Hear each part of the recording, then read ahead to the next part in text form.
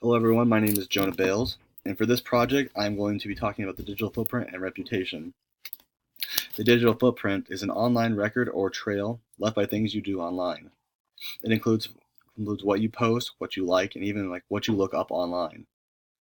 And this first website I'm going to show you today is teachingthought.com, and it kind of shows you some helpful ways to keep a clean digital footprint. You can even the first one is using privacy settings, and second one is keeping a list of accounts and don't overshare. Use a password keeper, Google yourself, monitor linking accounts, use a secondary email. You don't need 12 email addresses. It talks about how you don't need that many, just keep it just enough so you know how to remember them. Sending is like publishing forever. Understand that searches are social, and use digital tools to manage your footprint. A lot of these things I'll talk about. Just going to try to keep your record clean, make sure that you're not looking up anything inappropriate online, you're not posting anything inappropriate that people can use against you later on in life. It kind of talks about ways that this website gives a lot of good examples on how to keep a good footprint.